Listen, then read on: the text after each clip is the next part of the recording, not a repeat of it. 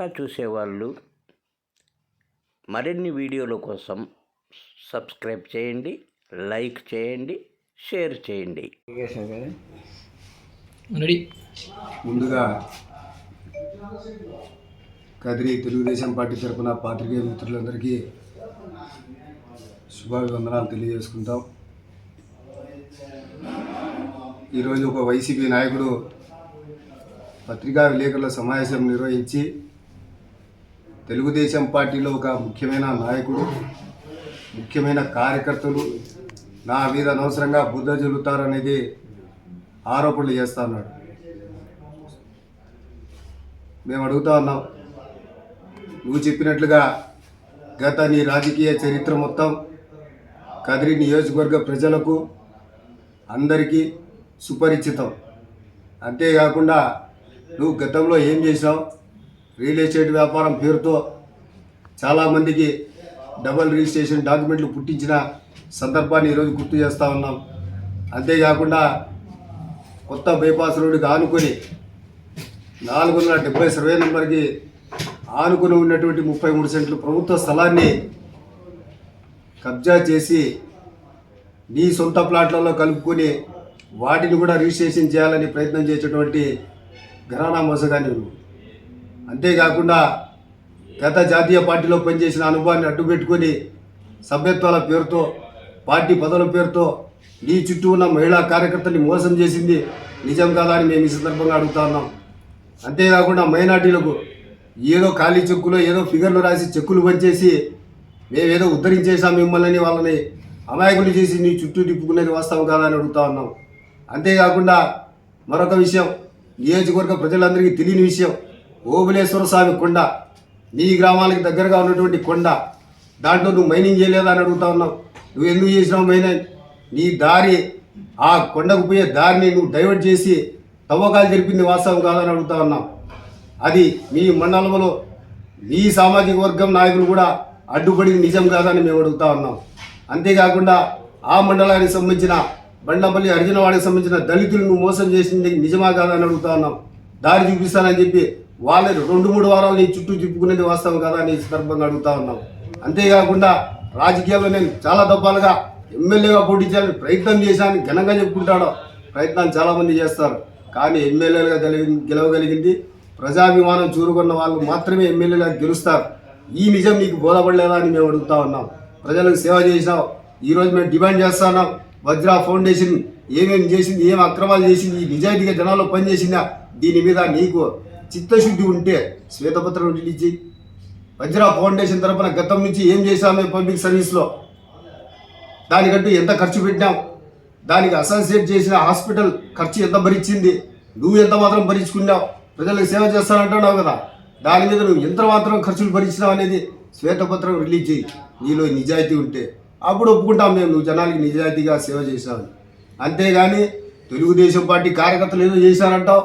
ఏ పని ఉన్నాయా నీకు? అర్ధరాత్రి పూట పోయి వీరనారాయణ గుడి, అది నీకు చరిత్ర తెలుసో తెలుదో, ఏదో వినాయకుడి ప్రతిభ ఉంది అంటున్నావు, పెరుగుతూ ఉంది అంటున్నావు, బాగుంది, అదేదో పురావస్తు శాఖ వాళ్ళు నిర్ధారణ చేస్తారు ఇది నిజమా కాదా అనేది. అంతేగాని మీరిద్దరు అర్ధరాత్రి పోయి పూజలు చేయడం అయింది. అది మీ గెటప్ చూస్తే క్షుద్ర పూజలు చేశారని అనుకుంటారు, కానీ భక్తి పారవశంతో అది కార్తీక పౌర్ణమి రోజు పోయాలంటే పుణ్యక్షేత్రాలు పెద్ద పెద్ద ఉన్నాయి. కదిరిలో శ్రీ కాదిరి లక్ష్మీ నరసింహస్వామి వారు ఉన్నారు. ఇట్లా గుళ్ళు పెద్దవే ఉన్నాయి, పోయి పూజలు చేయొచ్చు కదా. అది వదిలేసి ఎక్కడో మారుమూల అటవీ ప్రాంతంలో ఉన్నటువంటి ఆ గుడికి పోయి అర్ధరాత్రి మీరు పూజ చేయడంలో ఆంతర్యం మీద పసిగట్టిన చుట్టుపక్కల గ్రామస్తులు నిలదీశారే తప్ప తెలుగుదేశం పార్టీ వాళ్ళ కదిరి నుంచి మేము ఎవరు రాలేదప్ప మిమ్మల్ని నిలేసేదానికి. ఇది తెలియకుండా మాట్లాడుతున్నావు నువ్వు. మా నాయకుడు ఏమైనా చెప్పినాడు అంటాడో, ఇంతవరకు మా నాయకుడు మాతో మాట్లాడేదిలే. ఏమంటే నువ్వు పార్టీ కార్యకర్తల మీద నిందారోపణలు చేస్తాడని ఆవేశపడి నేను మాట్లాడుతున్నాను తప్ప ఇంతవరకు మా వాళ్ళు ఎవరు స్పందించడంలే. కానీ నువ్వు గుమ్మిడిగాలు దొంగ అంటే భుజాలు తెరుచుకుంటాడో, అదేదో చెప్పేది క్షీరంగా నీదులు దూరేది ఏదో గుడిసెలంట, అట్టుంది నీ వ్యవహారం అంతా చూస్తా అంటే. నువ్వు మాట్లాడేది రాజకీయంగా డైరెక్ట్గా మమ్మల్ని ఎదుర్కో, చేత కాకపోతే సైలెంట్ అయిపో. అంతేగాని మేమేదో పొడుస్తాం, నీ పబ్లిసిటీ పిచ్చి ఆటి వరకు ఉందంటే పీక్ స్టేజ్ దాటింది, నీకు పీక్ స్టేజ్ దాటిపోయింది. ఏం మాట్లాడతావంటే నేను గెలిస్తే రాజకీయ సన్యాసం తీసుకుంటా, శాస్త్రంగా రాజకీయాలు వదిలేస్తా ఉంటాం. నీ నాలుక, నీ నిజాయితీ, నీ నిక్కచ్చితనం వాడికి తెలుస్తుంది. ఆ రోజు చెప్పిన మాట మీద ఏమన్నా నిలబడినావా నువ్వు? అది లేదే. నిలబడక పోగా మళ్ళీ వచ్చి మీటింగ్లో పక్కన కూర్చుంటావు. సిగ్గు శరం లేకుండా నువ్వు ఏడ పడితే ఆడ ఏదేదో మాట్లాడతావు. చేసేది జనాలు ప్రతి ఒక్క విషయాన్ని క్షుణ్ణంగా పరిశీలిస్తారనే విషయం తెలిసి నువ్వు అదే జనాల్ని రాజకీయంగా మోసం చేస్తున్నావు. కదిరి నియోజకవర్గ ప్రజలు అమాయకులు అనుకుంటాడు అనుకో. మాట్లాడితే అదేదో చెప్తావు. కార్యకర్తల్ని హెరాస్ చేస్తాడారు, కార్యకర్తలు బెదిరిస్తాడారు. అంటే గత 5 సంవత్సరాల కాలంలో తెలుగుదేశం పార్టీ కార్యకర్తలు పడిన కష్ట నష్టాలు మీకు తెలియవు, పెట్టినోళ్ళు మీకు తెలియవు, పడినోళ్ళు మాకు తెలుసు. మా కార్యకర్తల మీద ఒక్కొక్కరి మీద 7-8 కేసులు ఉన్నాయి, 13-14 కేసులు ఉన్నాయి. ఇవేం గుర్తురాలే మీకు? మాట్లాడితే పోలీసులు కూడా కార్యకర్తలు చేసి మా మీద ఉసిగొలిపిన ఘనమైన చరిత్ర మీ పార్టీది. ఇవన్నీ మర్చిపోయేసి మేమేదో మీరు చేసింది తప్పుడు పని, ఆడికి పోయినారు తప్ప మీ వెహికల్ అది సీజ్ కావట్లే, మీ సెల్ ఫోన్లు ఎవరు పోలీసులు హ్యాండ్ ఓవర్ చేసుకోలే, మీతో పాటు వచ్చిన వాళ్ళని విచారించలే, మీ ఇద్దరిని మాత్రమే 41 నోటీస్ ఇచ్చేసి పంపించేశారు. ఇట్లా చేస్తాపోతే ప్రతి ఒక్క రాజకీయ నాయకుడు ప్రతి ఒక్క గుడి గోపురాలకి అర్ధరాత్రి పూటలో పోయి తవ్వకాలు చేసేసి 41 నోటీస్ ఇస్తారులే పోలీసు వాళ్ళు అని చెప్పి కాసుకుంటారు. ఇది తప్పు. ఇది ప్రజాస్వామ్య వ్యవస్థలో ఒక ధర్మానికి ఒక మతానికి సంబంధించిన మనోభావాలతో ఆడుకునేది కాకుండా అర్ధరాత్రి అపరాత్రి గుళ్ళకు పోయినా మేము పూజల కోసమే పోయినామని లేనిపోయిన అబద్ధాలు చెప్తూ పక్కగా పొట్ట గడవడం రాజకీయంగా మీరు ఆ పోషించుకోవడం మీకే తగిన వ్యవహారాలు. వైసీపీ నాయకులు ఎట్లా తయారైనారంటే వాళ్ళు తప్పు చేస్తారు, కానీ జనాలకు అర్థం కాకుండా అందంగా అల్లికలు చేసి మాట్లాడడంలో దిట్టవాళ్ళు. కానీ తెలుగుదేశం పార్టీ అన్ని విషయాలు పరిశీలిస్తుంది. తెలుగుదేశం పార్టీ కార్యకర్తలు మీరు చేస్తున్న అవినీతి అక్రమాల్ని ప్రతి ఒక్క దాన్ని బయటికి తీస్తాం. ఏమే అంత ఇది మీకు? ఏది నితిన్ గడ్కరీతో నువ్వు మాట్లాడి బైపాస్ రోడ్డు డిపిఆర్ తెప్పించినావా? సిగ్గన్నా ఉండాలి ఇట్లా మాటలు చెప్పుకొని పోవాలంటే. ఆ దేవర చెరువు చేపల చెరువులో మీరు పోయి ఏదో చేసామంటారా? మా వాళ్ళు పేదోళ్ళు స్వామి, మా వాళ్ళు నిరుపేదలు దళిత కులాల వాళ్ళు చెరువులో చేపలు పట్టుకుంటామని అడిగి పోతే మా వాళ్ళ మీద దాడి చేసేదానికి వస్తే మేము తిరగబడ్డం తప్పవుతుందా? మీరు మీ పార్టీ తరఫున మూకుమ్మడిగా ఒక 10-15 మంది బండ్లు వేసుకుని వచ్చి కార్లు వేసుకుని వచ్చి బెదిరిస్తారు మీరు. మా పార్టీలో నిరుపేదలే ఎక్కువ ఉండేది. మేము కార్లు గిర్లు వేసుకుని వచ్చి పోలీస్ స్టేషన్ల కాడ అధికార దర్పం చూపించో, మీ మీద అక్రమంగా కేసులు పెట్టించేదో, మిమ్మల్ని బెదిరించేదో, మిమ్మల్ని కుట్టడానికి వచ్చేదో ఇలా చేసింది మీరు. ఆత్మరక్షణ కోసం ఆ రోజు తిరగబడిన వాళ్ళు మా వాళ్ళు తప్ప మీరు ఆరోపణలు చేస్తున్నట్టుగా మా వాళ్ళు అనవసరంగా వ్యవహారాలు చేసుకుని వచ్చి మీతో గొడవకు రాలా. ఎవడురా వచ్చే నా కొడుకంటేనే మేము తిరగబడినాం. అది ఏదైనా ఉంటే పెద్ద మంది సంవత్సరంలో అధికారుల సంవత్సరంలో మత్స్యశాఖ డిపార్ట్మెంట్కు సంబంధించి జోక్యం చేసుకుంటే అంత జరిగేది కాదు. మీరు ఆ రోజు అధికారాన్ని చూపించి వాళ్ళని కూడా బెదిరించి మీరెవరు రాద్దండి మా చేత అవుతుంది ఎవడొస్తాడో చూస్తాం తిరుగులో కంటే ఆ రోజు మా వాళ్ళు తిరగబడిన మాట వాస్తవం. ఉపాధి కోసం 20 వాళ్ళు చేపలు పట్టుకొని బతుకుతున్నారు. ఇట్టాడి నిజాలన్నీ దాచిపెట్టేసి జనాలకు లేనిపోయిన అబద్ధాలు చెప్పి పబ్బ మీతో గొడవకు రాలా. ఎవడురా వచ్చే నా కొడుకంటేనే మేము తిరగబడినాం. అది ఏదైనా ఉంటే పెద్ద మంది సంవత్సరంలో అధికారుల సంవత్సరంలో మత్స్యశాఖ డిపార్ట్మెంట్కు సంబంధించి జోక్యం చేసుకుంటే అంత జరిగేది కాదు. మీరు ఆ రోజు అధికారాన్ని చూపించి వాళ్ళని కూడా బెదిరించి మీరెవరు రాద్దండి మా చేత అవుతుంది ఎవడొస్తాడో చూస్తాం తిరుగులో కంటే ఆ రోజు మా వాళ్ళు తిరగబడిన మాట వాస్తవం. ఉపాధి కోసం 20 వాళ్ళు చేపలు పట్టుకొని బతుకుతున్నారు.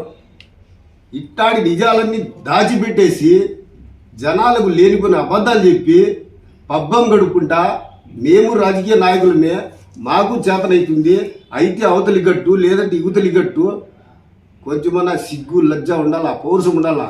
జనాలకి ఏదైనా మేలు చేసేదానికి రాజకీయాల్లోకి వస్తారని మా నాయకుడు చెప్తా అంటాడు. అది మీరు మర్చిపోతా అంటారు.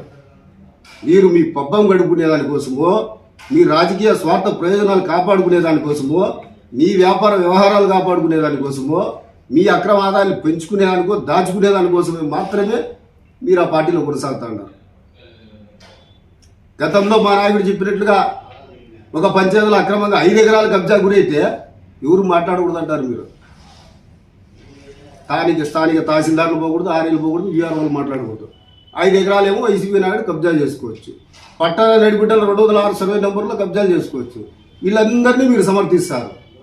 ఇది అన్యాయం కాదా అని కదిరి నియోజకవర్గ ప్రజలందరికీ తెలియజేసుకుంటూ, తెలుగుదేశం పార్టీగా మేము ఒకటి చెప్తున్నాం. మా పార్టీ కార్యకర్తల మీద కానీ మా నాయకుల మీద కానీ ఎలాంటి అధిక ప్రసంగాలు చేసినా మేము ముందుండి పోరాడతాం. మా సత్తా ఎన్నో చూపిస్తామని తెలియజేసుకుంటూ సెలవు తీసుకున్నా. జై జై తెలుగుదేశం, జై కందికుంట. చేసిన పాత్రికేయ మిత్రులందరికీ నమస్కారం. ఈరోజు వైఎస్ఆర్సీపీ రాష్ట్ర ప్రధాన కార్యదర్శి వజ్రభాస్కర్ రెడ్డి ప్రెస్ మీట్లో క్వాలిటీ రాజకీయాలు గురించి మాట్లాడుతున్నాడు. ఆయన సంపాదించిన సంపాదనలో 25 పైసలు వచ్చి ప్రజల కోసం, సంక్షేమాల కోసం ఖర్చు చేస్తున్నాను అంటున్నాడు. అయ్యా వజ్రభాస్కర్ రెడ్డి, నీ యొక్క జీవిత చరిత్ర తీసుకుంటే ప్రైవేట్ ఫైనాన్స్లో ఒక చిన్న ఉద్యోగివి. అలాగే అక్కడ కస్టమర్ల దగ్గర చెల్లించిన డబ్బు ఆ యొక్క ప్రైవేట్ సంస్థలో దోచుకొని నువ్వు వాళ్ళ టోపీ పెట్టి ఫరారయ్యావు. తర్వాత రియల్ ఎస్టేట్ వ్యాపారాలతో డీకేటీ ల్యాండ్లు మరియు ప్రభుత్వ భూములను కలుపుకొని లేఅవుట్లు వేయకుండా, కన్వర్షన్ చేసుకోకుండా నువ్వు లేఅవుట్ రియల్ ఎస్టేట్ వ్యాపారం చేయడం జరిగింది. అక్కడ కొన్న స్థలాలు కొన్న యజమానులు నీ దగ్గర మోసం జరిగిందని వస్తే కూడా వాళ్ళకి నీ ముఖం చూపించకుండా తిరుగుతున్నావు. నీ చరిత్ర ఇది. ఇకపోతే నువ్వు మా నాయకుడి గురించి మాట్లాడుతున్నావు. మా నాయకుడి ఆ ఆలోచన కూడా నీకు లేవు, ఆ స్థాయిలో నువ్వు లేవు. కనీసం నువ్వు మాకైనా స్థాయి అంటే నువ్వు మీ ఏరియాలో వార్డు మెంబరు కాదు, వార్డు సర్పంచు కాదు, పోనీ కదిరిపట్నంలో నందు వార్డులో కౌన్సిలర్గా పోటీ చేసావంటే మా స్థాయి కూడా కాదు. నీ గురించి ఆలోచించే ఇది కూడా మాకు లేదయ్యా.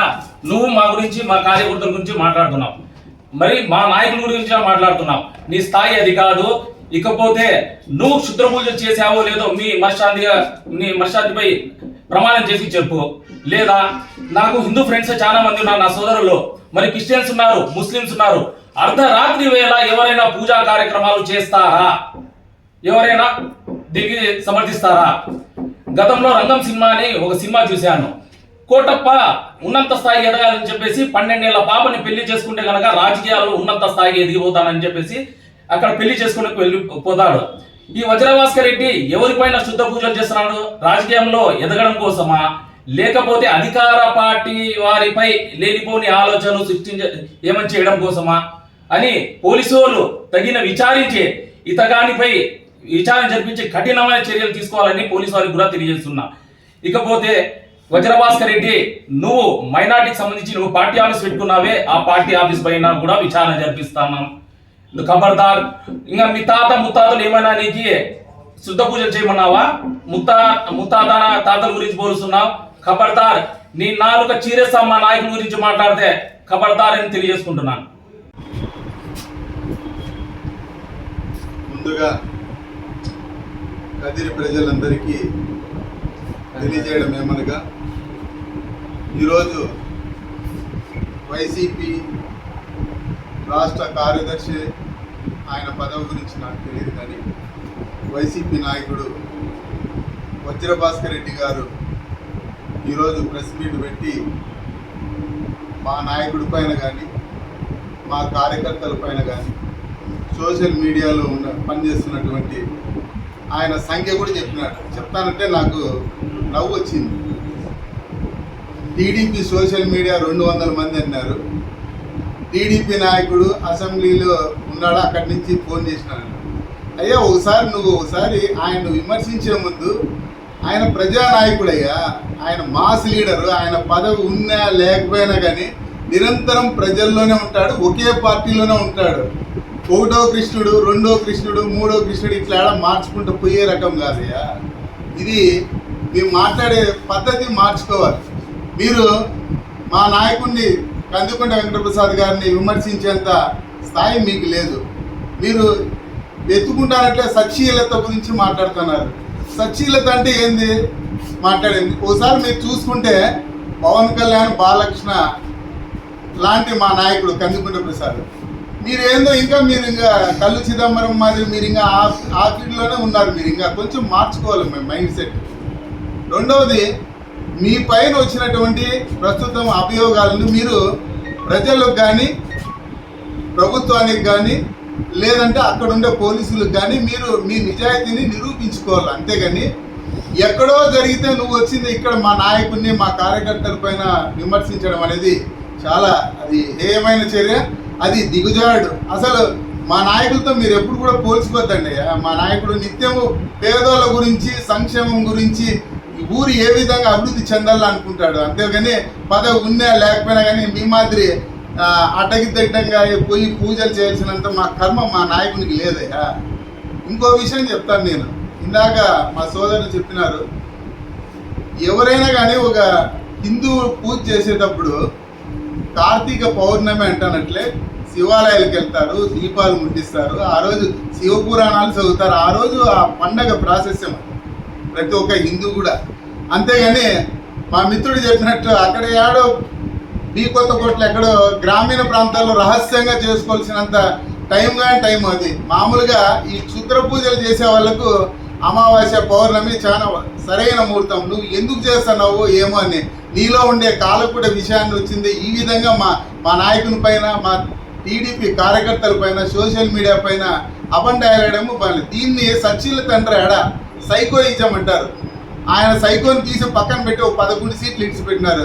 నేను మీరు ఎన్నో కృష్ణుడు అవుతామనుకొని ఇలాంటి ప్రగల్భాలు పలుకుతున్నారేమో. దయచేసి నేను మాత్రం ఒకే విషయం చెప్తాను, మీరు మీ పైన వచ్చినటువంటి అభియోగాలను మీరు నిరూపించుకోవాలా చట్టబద్ధంగా న్యాయబద్ధంగా. అంతేగాని మా నాయకుని పట్ల కానీ మా కార్యకర్తల పట్ల కానీ ఇంకోసారి గన ఇలా ప్రేలాపన అసర్థమైనటువంటి మాటలు మీరు మాట్లాడినారంటే మీరు చేస్తున్నటువంటి సామాజిక కార్యక్రమాలు రాజకీయం అన్నీ వచ్చిందో మీరు టోటల్ ఇంకంతా ప్రజల ముందర ఉంచే పరిస్థితి తీసుకొని రావద్దండి.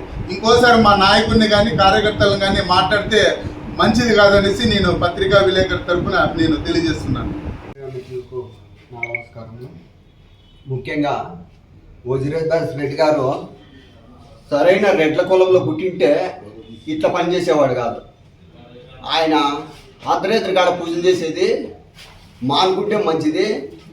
టీడీపీ కార్యకర్తల మీద బురద చల్లేది మానుకుంటే మంచిది. మా నాయకుడిని ముందు అప్పుడే ఒకసారి నేను చెప్పిన మీడియా సమక్షంలో, కనీసము నువ్వు వార్డ్ మెంబర్ కానివ్వనివి మా నాయకుడిని విమర్శించే స్థాయి నీది కాదు. నువ్వు రెడ్ల సరైన రెడ్డివి అయితే ఎవరైనా కూడా నిన్ను ఆదరిస్తారు. నీకు పార్టీలు అన్నీ అయిపోయినాయి, అన్ని పార్టీలు అయిపోయినాయి. మీ కబ్జాలు గిబ్జాలు అన్నీ అయిపోయి ఇప్పుడు వైసీపీ వాళ్ళు ఎక్కడ కబ్జా చేయలేదు ఒకసారి గుండె మీద చేయబెట్టుకొని చెప్పాను. పోలీసు వారికి కూడా ఒకసారి హెచ్చరిస్తాను.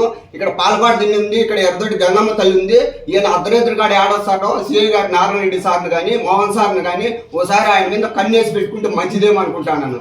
అర్ధరేత్రి కాడ ఆయన పూజలకి అన్న ఎర్రదొడ్డి కల్లా ఏమైనా వస్తాడో లేకపోతే పాలపాటు దీని కల్లా ఏడబోతాడో ఆయన పోలీసు వారిని కూడా ఒకసారి హెచ్చరిస్తున్నాను.